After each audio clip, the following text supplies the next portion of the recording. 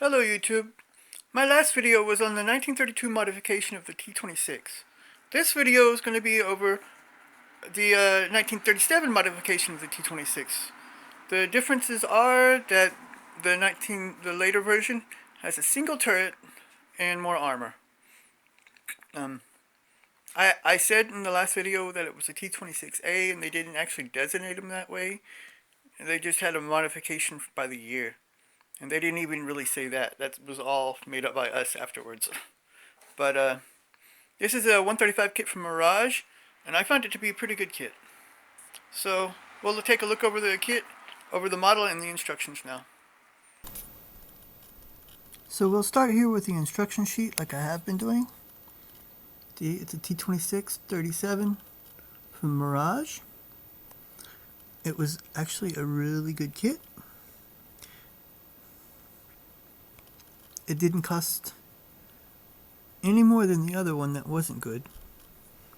I think it might have been 12 or 13 euros. It has here, this is all in Polish, but on the bottom here is a history in English. And the instructions look like this with some Roman numerals for the different steps, but it's pretty clear.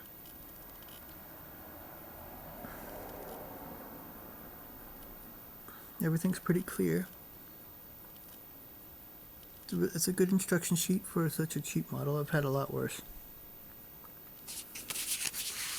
There aren't any painting instructions though, and I can't tell you. It also doesn't give a diagram of how many trees there were. I don't remember. I built this a couple years ago.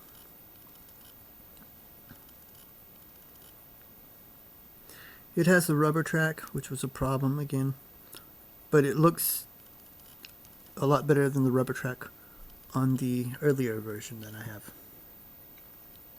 The only problem I'm having, which I've had on a lot of tanks, like the whole Tamiya tanks, is the paint. This enamel paint seems to flake off of this rubber track. So here's the model.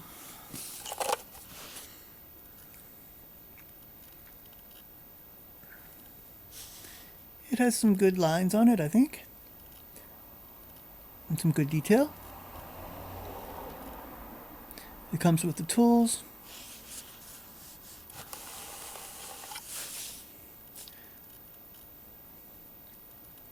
The other one didn't have any tools or any extra road wheels or anything.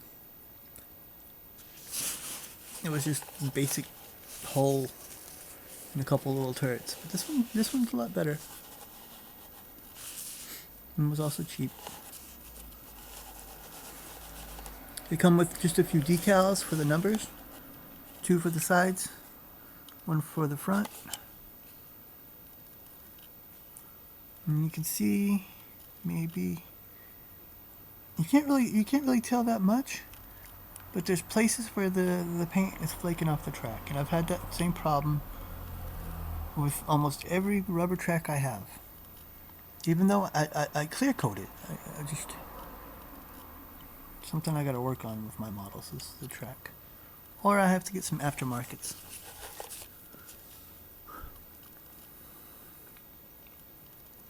So this is well worth the build, I think.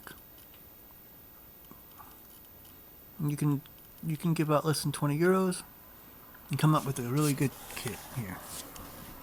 And that's with paint and everything. I